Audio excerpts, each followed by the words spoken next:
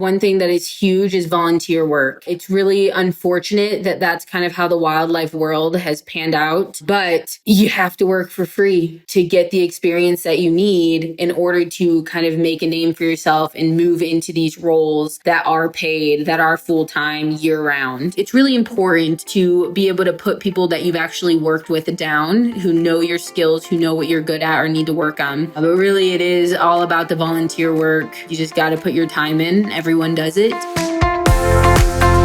Hi, everyone, and welcome to Pathfound. This is the podcast where we unpack the winding, messy, and meaningful journeys that lead to the work we love and a life that feels right. I'm Monica Argandonia, and each week I'm going to sit down with someone whose path didn't follow a straight line, but it still led them to purpose and fulfillment and often surprising success. These are real conversations about mentorship, pivots, networking, self-doubt, mistakes that we all make, and what it means to find direction when the map runs out. These stories are here to inspire and guide you. We'll dig into the things school didn't teach, like how to navigate career twists, life lessons, and big transitions. If you like what you hear, please share the podcast with a friend, subscribe, and leave us a review. You can also find us on Instagram at Pathfound Podcast or online at KeystoneNetwork.org. There you can send in your comments, suggest guests or topics, or even apply to be a guest yourself. This podcast is for you, my students, my peers, and anyone figuring it out as they go. As a longtime teacher and anthropologist,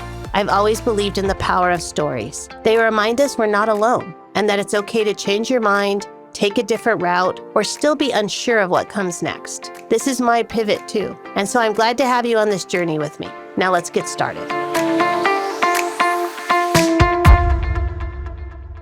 Welcome back to Pathfound, where we explore the winding, messy, and meaningful journeys that lead to the work we love. I'm your host, Monica Argandonia, and today's guest is Taylor Rabe, whose path has taken her from small-town Ohio and a declared nursing major to zookeeping in Texas to working with foster youth and ultimately to Yellowstone National Park. There, Taylor became a naturalist and through persistence and a bit of serendipity, landed her dream role with the Yellowstone Wolf Project. Her story is one of resilience, risk-taking, and redefining success, and it's proof that your journey doesn't have to be linear to be impactful. Let's dive in. First of all, I want to welcome you, Taylor, and thank you for joining me today. So I always start, what were you like in high school? Yeah, in high school, I was super big into sports. So I played varsity basketball and varsity soccer.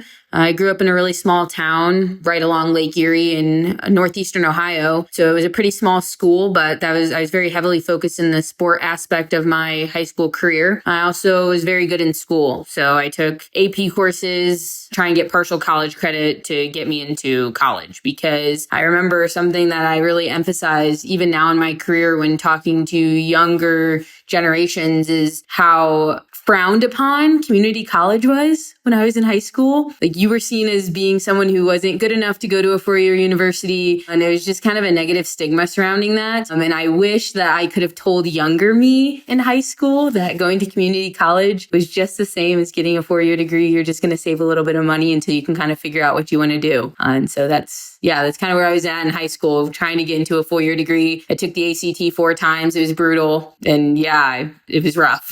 Did you know what you wanted to do? Like, in high school, did you know, or would have community college helped you figure that out better? Yeah, I loved animals growing up. I had always dreamed of studying and working with wildlife. However, anytime I mentioned that to anyone in my immediate family or friends or whatever, they just kind of laughed at me and told me that that really wasn't an option in making a living. So I really kind of forced myself into thinking that I wanted to be a nurse. And so going into college, that's what I declared my major as, nursing. People laughed at that too, because I really didn't love people. So it just didn't seem super fitting for me to go into nursing school. But the money, the pay that nurses made was appealing to me, and their work hours was appealing to me. And so, going into college, that is what my major was. And I don't know how now, as an almost 30-year-old, how they ever expected us at 17 years old to actually know what we wanted to do and to dive right right into that. So I do wish that there were opportunities presented to me that could have helped me figure that out before I just kind of threw my life into the hands of, I guess, college loans, student loans. Very few 17-year-olds know what they want to do. And congratulations to the ones who do. I definitely didn't. But so you stuck with nursing then the whole time you were in college? And I did nursing for about 2 years. And then I just realized that I was absolutely miserable. It was not something that I was passionate about. And I really was just doing it to kind of fulfill this dream of being able to buy my own house one day or to make a living that I could support myself and my family. And so I did decide to switch over about my sophomore year of college, and I went into the zoology route. And even now, I did graduate with a bachelor's of zoology degree, but if I could go back, I wouldn't have gone that route. So growing up in Ohio, again, when I mentioned, okay, I'm going to switch my major, I want to study animals, basically the only two options given to me were veterinarian or zookeeper. And so that's the route that zoology would take you, pre-vet or into the zookeeping world. And I knew I didn't want to be a vet. And so I did go into the zookeeping route. And that is basically what I planned on doing after I graduated college. so what would you have done? Knowing what you know now, what would you have done? Knowing what I know now, I feel like a zoology degree really put me behind a lot of my peers and coworkers. I probably would have gone the route of like wildlife biology or conservation biology, conservation management, maybe forestry, fisheries, and wildlife. Just something that would have put me more into the fieldwork world and would have given me tools to have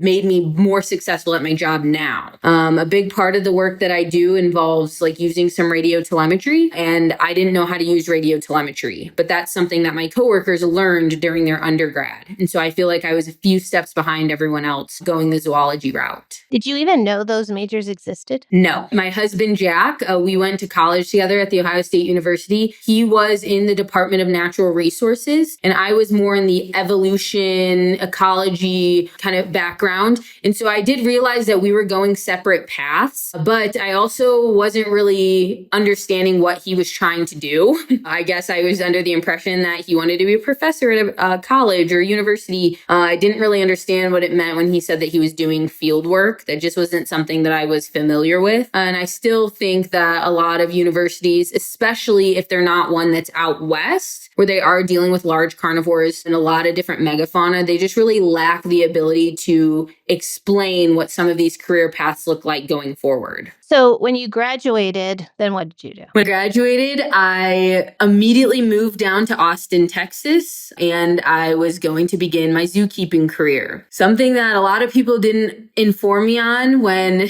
kind of throwing me out into the world about zookeeping was, one, you make no money. You make no money in the wildlife field in general, but a lot of it is passion based. However, in the zoo world, they require a lot of high qualifications without a lot of things to back it up. And so when I was applying for jobs after graduation, I kept running into the same issue of needing 4 years paid experience to get a zookeeping job at an AZA accredited facility. I had about 3.5 to 4 years unpaid experience. That didn't count. And so when I was trying to find a job, I was really struggling to find one that was accredited and that was, an ethical zoo. And so I ended up falling into a small locally owned zoo in Texas that was accredited. It was not AZA. However, it was not appropriate. The zoo that I was working at, it was extremely unethical. We were doing things that I knew was wrong and partially illegal. And I had known this because I had worked at really incredible zoos. I had done some work at the Columbus Zoo, the Cleveland Zoo. I did a really incredible internship at the Audubon Species Survival Center in New Orleans. So I knew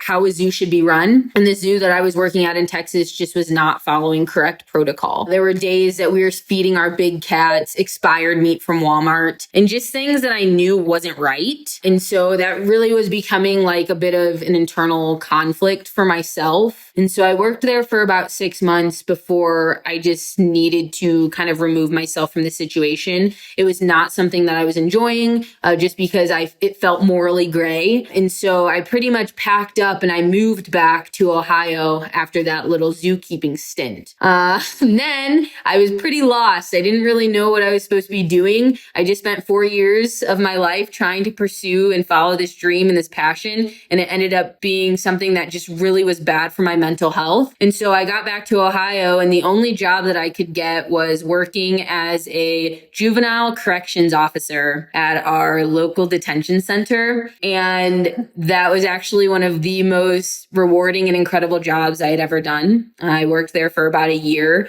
and it was something that I could truly see myself doing. What made you even think to apply for that? Yeah, I was really struggling because I just got my bachelor's degree, right? I'm a college graduate, and the only jobs that were really open in my area were like fast food jobs or working at the local grocery store. And there's no issue with that. However, I truly felt that I deserved to be making a little bit more than minimum wage at the time. And so that's why it kind of led me to even start looking into some of those things. I'm really passionate about like foster youth and troubled teens and kids just from underrepresented communities. And so that has always been a calling for me. And that's why I looked into it. Truly, I loved every aspect of it. And then, I really started to panic even more because by this point, my partner, Jack, he was already out in Yellowstone working for the Cougar Project here. And I knew I wasn't qualified for that. I had no business coming out here and doing the field work that he was doing. I wasn't in shape for it. I wasn't educated on the work that was being done here. And I was really starting to worry because I'd only been to Yellowstone a couple times, but he basically told me he would never leave Yellowstone. And, I hate to be that person who says I followed my partner, but I did because we were engaged. We had been together for 8 years. It wasn't just a whim. And so I just kind of literally threw myself to the wolves and moved out west.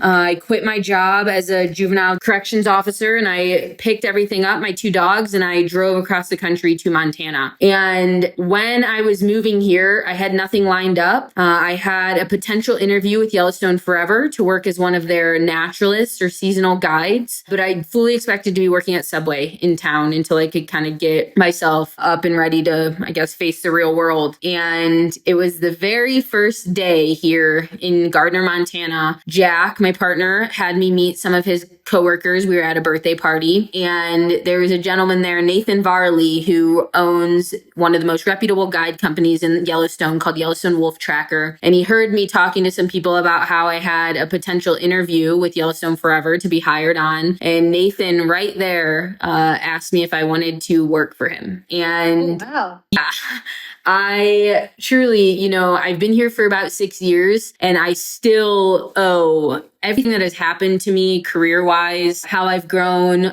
everything I owe to both Nathan and his wife, Linda, of Wolf Tracker, because they literally out on a whim just hired me. They had no idea what I could do. They didn't know me. And they really took a chance on me and they changed my life and the trajectory of my career and kind of what I do and the work that I do and why I'm so passionate about it is because of them. Why do you think he offered you that job? I think Jack, he very reputable. He's brilliant. People had worked closely with him. So I'm assuming they knew that I had a wildlife background. They knew Jack was reliable. And so I think that they were just taking a chance that I would be, as potentially as good as Jack. I'm very social and charismatic and I could talk to just about anyone. And so to be a naturalist, you have to have the ability to do that. However, it was one of the scariest things I'd ever done. I'd never dreamed of driving people around Yellowstone and giving them wildlife tours and having to interact and talk to strangers for 6+ hours a day. And so it was really, really scary. And it took me a really long time to actually feel comfortable in my skin and feel like I deserve to be doing that job. Did you get training? Did they just throw you in? We had a bit of training, but really out here, the training is just going into the field, going into the park and kind of absorbing things like a sponge, figuring out where animals like to travel, where they most frequent, different behavior patterns, different locations in the park where you might see a mountain goat versus a mountain lion or bison or wolves or whatever it is. So it really just required spending a lot of time and energy in the park and dedicating any amount of time that I had to being the best version that I could be in the guide setting. And so it took me a while, but I made a name for myself in the guiding world. I became one of the more popular requests for Wolf Tracker just because of my knowledge of the wolves and how much time I spent really watching the wolves. And that's when things really started to shift for me. And so while I was guiding in the park full time, I was also volunteering for the Yellowstone Wolf Project almost full time. And so I was really trying to learn as much as I could on the research side of things while also learning things about ecotourism, education, and helping people get a chance to see wolves in the wild and other wildlife that they paid thousands of dollars to be here to see. And so, yeah, I really had a good time kind of getting to dive into both worlds. I never, ever, ever pictured myself doing research, ever. And even now, people ask me all the time, why wolves? And I tell them it's such a happenstance. Wolves would have never been a species that I would have chosen for myself. I love the ungulates. I would have picked, studied the bison, the elk, the moose. I would have never picked wolves. And so you can't help but fall in love with them. They're charismatic, they're spunky, they all have individual personalities. And so I truly have found a love for being in the outdoors and getting to spend time with them, whether it's on the job or just in my free time. So how long did you do the naturalist job? I worked as a naturalist for about 3.5 years. And while I was doing that, I was also taking a couple months off here and there to do the winter study, which is the big 30-day research period for the Wolf Project. So I was doing those research periods, but still guiding. And I remember it was in, early spring of 2022, Doug Smith, world-renowned wolf biologist for the park, he helped reintroduce the wolves in 1995. I had begged him to hire me. I really wanted to start working for the Wolf Project. I was having, again, this ethical dilemma within myself. My clients who I was guiding on my tours wanted to get up close and personal with the wolves. They wanted to have the opportunity to photograph these wolves. And I knew that was bad from when I was volunteering with the Wolf Project. A big goal of theirs is to help make sure wolves maintain that natural, healthy fear of people. We don't want them to get close to people. And so it was one day I was trying to get my clients close to see the wolves. And then the next day I was potentially hazing the wolves to make sure they stay away from people. And so it really was just this internal pool. And I needed to figure out where I really wanted to be in this space and in this ecosystem. And so I begged Doug Smith to hire me. And he basically said, no, we don't have any funding for you. Everything, all of our technicians here are privately funded. And we just do not have the money or the means to be able to bring you on full time. And of course I was heartbroken, but what do you do, right? If the money's not there, the money's not there. And so Rick McIntyre, he's big in the wolf world. He's one of my mentors. One day he came up to me in the end of February and he said, do you want to work for the Wolf Project? I'm like, yeah, of course I want to work for the Wolf Project. And he said, okay, I'm going to fund you with the set sales of my books. So he writes books on Yellowstone wolves. And he told me that he was going to fund my first year from the sales of his books with the help of Conservation Nation, which is an organization that really focuses on bringing underrepresented communities into the conservation world. And so each of them paid 50% of my salary for that very first year. And I'm extremely grateful for that because they really jump-started my career professionally with the Wolf Project and Yellowstone Forever. And so it was just really this full circle moment, right? 3 years prior, I was coming scared to do an interview with Yellowstone Forever, canceled the interview. And then 3 years later, here I am working for the Wolf Project and I am an employee of Yellowstone Forever. And so it just feels really good to be in this space after all of this time it took to get here. Something that I really try to do as in my role with the Wolf Project. So I work as a biological science technician. A big part of my job is education. And so I really make sure that I am giving back to communities, to undergraduate students, to people who might not have the opportunity to do what I do, where they come here and basically volunteer full time for 3 years. That's just not feasible for a majority of the population. You have bills to pay, you have student loans to pay. And so I do my very best to bring out as many volunteers as I can with me, because this is such a resume booster to say that you were able to go into the field, do some work, monitoring wolves, spending time in Yellowstone, studying large carnivores. And so I really prioritize a big part of my summer and bringing out volunteers, making sure they get these same opportunities that I had with kind of out having to jump through all the hoops that I had to jump through to get here. So yeah, that's something that I'm really working on and have been working on for the last 3 years. So I've been full-time now since March of 2022. So just almost 3 years now, almost 4 years, I guess. It's been a while. Is your job it's still dependent on funding? Yep. So 3 of the employees for the Wolf Project are a National Park Service. The rest of us are Yellowstone Forever employees paid through private donations. So you went from kind of shady zoo in Texas to a correctional facility and working with foster youth to taking a huge leap, moving to Yellowstone, not really knowing what even the possibilities were. What do you think? I mean, right, you get hired, you volunteered and worked that job. And what do you think was, if you were to advise other people? Obviously, path is unique, but what was it? Like, was it the volunteering, persistence, putting yourself out there? I think a little bit of all of it, right? But one thing that is huge is volunteer work. It's really unfortunate that that's kind of how the wildlife world has panned out, but you have to work for free to get the experience that you need in order to kind of make a name for yourself and move into these roles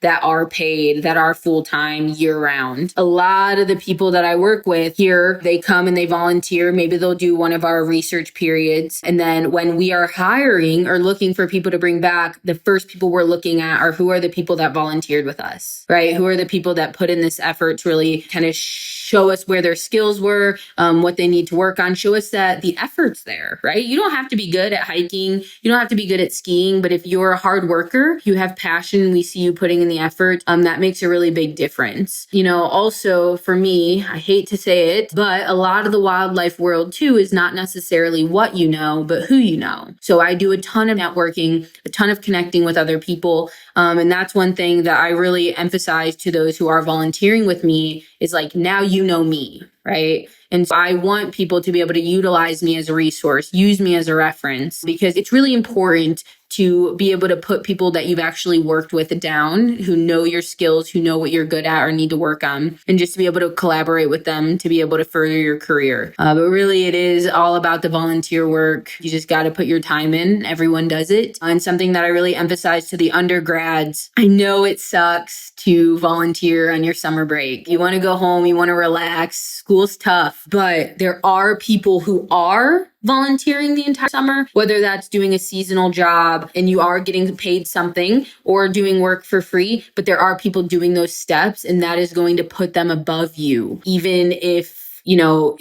grades don't necessarily matter. Grades are important, but experience is going to trump education a lot of times. So you really do have to put in the effort and put in your time and pay your dues for the volunteer work and the seasonal positions to get something after graduation. That's great advice. If you hadn't gotten the Wolf Project job, would you have just kept trying? What do you think would have happened? Yeah, I think that if I hadn't gotten it, I probably would have kept guiding. I would have kept working as a naturalist. That job is really rewarding. I admire my colleagues and friends who still work in the guiding world. Education is so important. So they're doing a ton of the education, their boots on the ground, making sure people are getting to see these wild animals that are often, villainized in the media and people are scared of. And so just letting them see wild animals behaving naturally is super important. So I probably would have kept doing the guiding and continuing to volunteer with the Wolf Project on the side. I'm very fortunate that I was able to kind of move up in the way that I did. And so it's hard to imagine what life would have been like had I not. But I do think guiding would have been something that I kept going with for sure. Can you just tell us a little bit what your work day looks like? Yeah, it just really depends. Like in the summer months, I'm waking up around 3 a.m. every day. So there's no sleeping in on the job. But a big portion of my job includes doing things like monitoring radio collared wolves. So I'm tracking them via radio telemetry. I'm doing things like education. That's the most important part of the work that I do.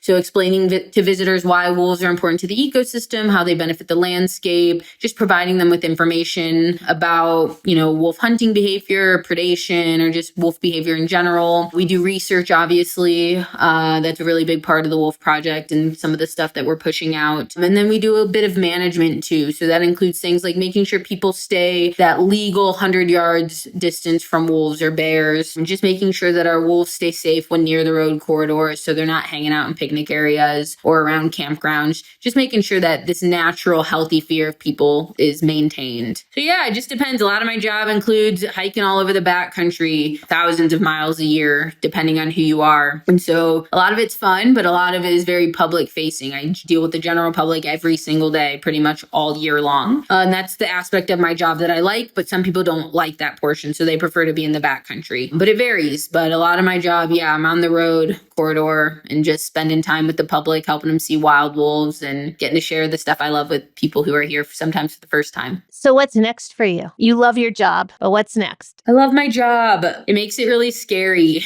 to figure out what's next. I just have a bachelor's degree, and so I am aware that in order to kind of move up a notch in my career, I do need to go back to school. So I am in the process of applying for a GRFP to get some funding for graduate school. I think I'm only going for my master's. I don't think I have the desire or the want to go for a PhD, but ideally for me, I'd like to teach at the collegiate level. I'm not sure what that looks like entirely. I think that I could be just as happy, if not happier, teaching high school biology. So it just really depends kind of where things put me. But that's kind of my next step. I think in the next 2 years or so, I'll probably be out of here. But it's really sad. You get a bit of FOMO. I love the wolves and I love getting to share this with people from all over the world. And I've felt very, very scared for the last few years at the thought of leaving this position. However, the wolves that I grew up with and that I started with in 2022, they're slowly dying out. And so there's not many of them left. And so it just feels like an omen, like they're done and it's my time to move on too. So I'm excited for whatever comes next. So what advice would you give someone who wants to go into animals and conservation? That kid that you were that said, hey, I want to work with animals and do this. Knowing what you know now, what would you tell those as they go into high school and college? And I think a huge thing that I always say is like just to follow your dreams. There are going to be a lot of people who tell you that you can't do this for a living, and that's just not true. Every single day for me is fun. It doesn't feel like work. This is strictly a love that I have for the natural world, and I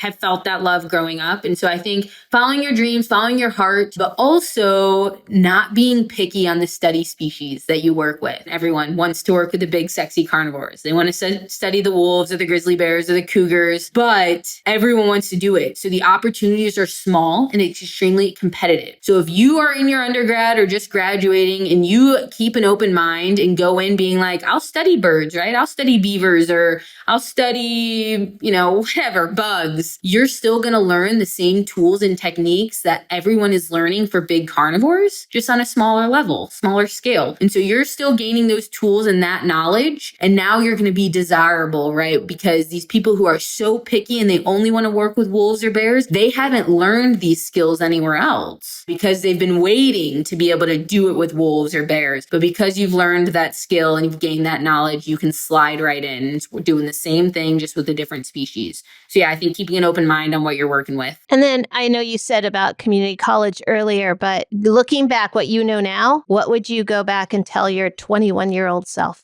My 21-year-old self, I had just graduated college then. I think I would, I think it would have been important for me to just know that like there is a light at the end of the tunnel. I feel like I was in the trenches right after graduation and I felt lost and I didn't think that I was going to make it and I had made a big mistake going into this field. And now, 8 years later, I'm 29. I finally feel in a place where like I've made it, right? I'm working one of the coolest jobs in the country. Anyone would kill to be where I am, and I have made it. And so I love to be able to share that with people and just kind of encourage them and uplift them to kind of make it to the next level as well. Yeah, your job, there's a lot of people who would love your job, students that I work with for sure, but it took a lot of hard work. I mean, you really put yourself out there. And I think it's great that you also want to give back and help others kind of get to that level too. So Taylor, thank you. I really appreciate this time. A lot of good information. And I wish you luck, especially if you're going to go on teaching, and that's a big shift. Thank you. I appreciate being here. You have my contact information, so feel free to share that with anyone. I'm happy to chat and get people out here. Where can we reach you on Instagram? My Instagram is Taylor, Taylor,